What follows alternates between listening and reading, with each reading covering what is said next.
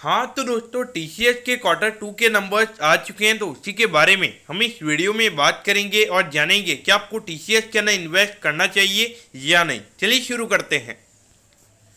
तो देखिए यहाँ पे शेयर होल्डर्स के लिए सबसे पहले कंपनी ने 8 रुपये का डिविडेंड डिक्लेयर किया है। तो यानी कि अगर आपके पास में 100 शेयर्स है तो आपको यहाँ पे 800 रुपये का डिविडेंड मिलेगा।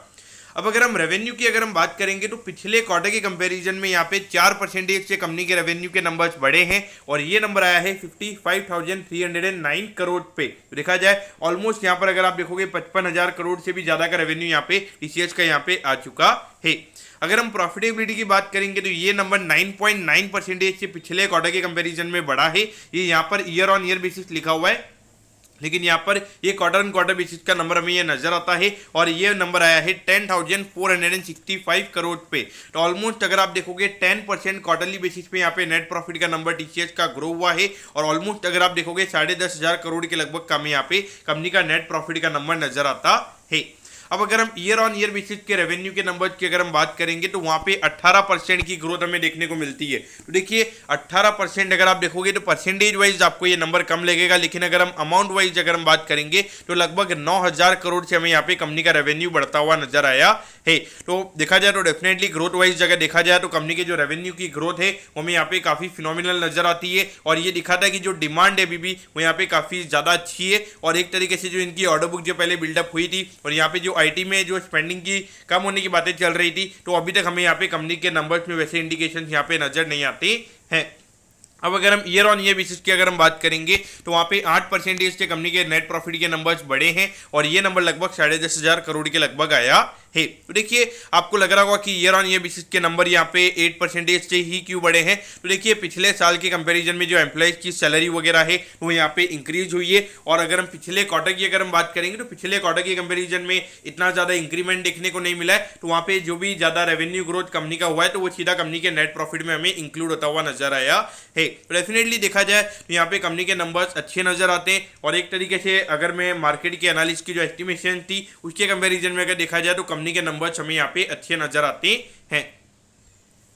तो देखिए लगभग 3,100 रुपये के लगभग ये कंपनी अभी ट्रेड हो रही है। अगर हम ऑल टाइम हाई की यहाँ पे अगर हम बात करेंगे लगभग 4,000 के लगभग टीसीएस का ऑल टाइम हाई है, तो वहाँ से अगर आप देखोगे अराउंड 20% से भी ज़्यादा ये स्टॉक भी नीचे ट्रेड हो रहा है। और आज जिस तरीके से अगर आप देखोगे जब मार्केट एंड हो रहा था तो सारे आईटी स्टॉक्स में एक अच्छी खासी रैली आई थी, तो वहाँ पे लगभग मार्केट को लग रहा था कि नंबर्स अच्छे आएंगे। तो मेरे ख्याल से देखा जाए नंबर्स यहाँ पे अच्छे हैं और जिस तरीके का इतना बड़ा बेस इफेक्ट अगर आप देखोगे वहाँ पे 4% का क्वार्टरली बेसिस पे अगर कंपनी ने ग्रोथ दिखाई है तो वहाँ पे डेफिनेटली ये नंबर अच्छे नजर आते हैं। और उसके बाद में जब सीईओ की कमेंट्री आई थी तो उन्होंने भी ये बोला था कि उनके नंबर्स उनको काफ़ी अच्छे नजर आते हैं और उसके अलावा जो उनकी ऑर्डर बुक है वो काफ़ी अच्छी है। तो आने वाले टाइम के लिए भी 1 साल के लिए उनका जो विजन है उनका यहाँ पे काफ़ी ज़्यादा पॉजिटिव वो उनके बिजनेस के ऊपर हमें नजर आते हैं। तो देखिए मेरे ख्याल से देखा जाए तो अगर आपको टीसीएस की अगर हम बात करेंगे जो पहले 20-25% CAGR ग्रोथ के जो एक्सपेक्टेशन थे वो मेरे ख्याल से कहीं ना कहीं यहाँ पे नॉर्मल सी आई है। तो उस पॉइंट ऑफ व्यू से अगर आपकी अभी भी 12-13-15%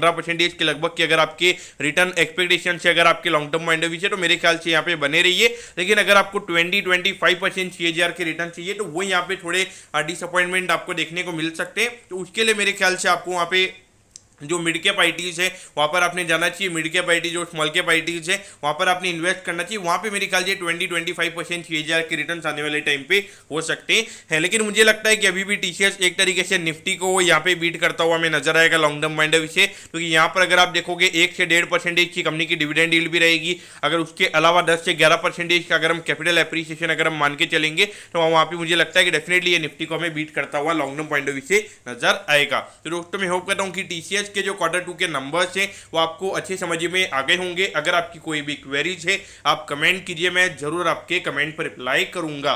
ओके दोस्तों, thank you, have a nice day.